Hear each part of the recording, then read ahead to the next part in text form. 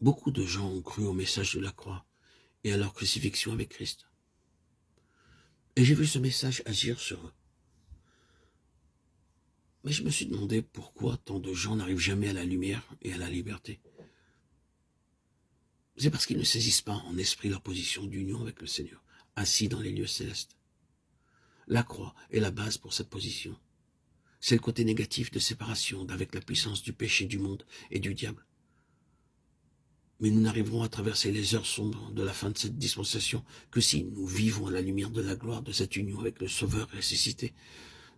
Ce qu'il nous faut faire, c'est détacher notre regard de ces ténèbres qui nous entourent, ténèbres qui s'épaississent dans le monde, et vivre ainsi une vie de victoire personnelle, jusqu'à l'extrême limite des lumières que Dieu nous a données.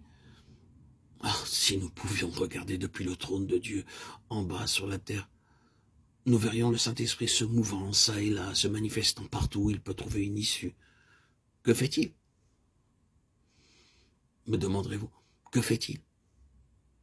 Le Saint-Esprit attire rapidement chaque membre du corps de Christ jusqu'à sa place dans le Christ ressuscité, afin que le Seigneur puisse venir en personne et prendre le gouvernement de ce pauvre monde. Mais il n'y a aucun espoir pour le monde dans la dispensation actuelle. Ouvrez les yeux, aucun espoir. Sauf le retour de Christ venant pour régner. Comme ouvrier, héritier de Christ, co-héritier, notre but est d'entrer dans les vues et dans les plans de Dieu, à mesure que par l'Esprit, il prépare le corps de Christ à régner avec lui.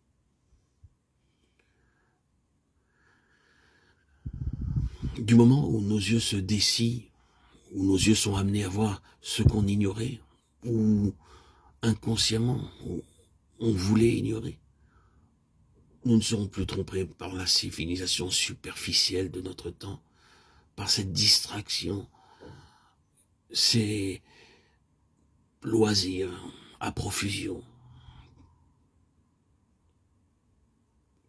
Nous ne pensons plus que le monde peut s'améliorer. Nous ne sommes pas surpris non plus de voir que le christianisme actuel lapidera les prophètes, comme le firent les pharisiens, les juifs. La contrefaçon du christianisme se tournera toujours contre le vrai christianisme.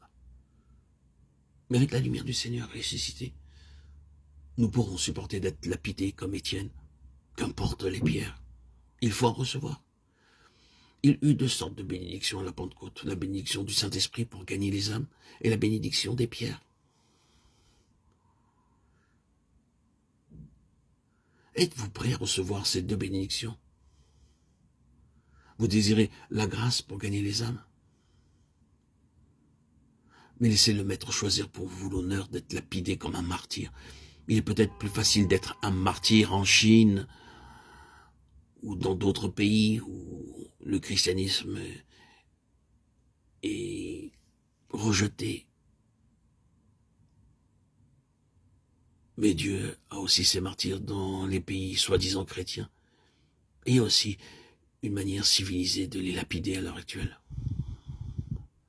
Ne craignez donc pas la persécution, les railleries, l'opposition, ni l'isolement. Tout cela vient de l'esprit malin qui agit dans tout enfant de rébellion.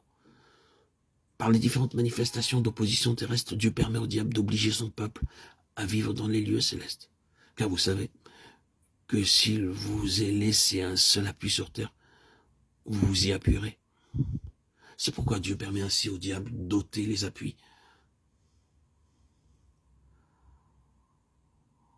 Nous avons vu jusqu'à présent le côté de la gloire. Nous avons contemplé cette gloire. Maintenant, regardons si notre base est bien le roc du calvaire. Je vous invite à relire Romains 6.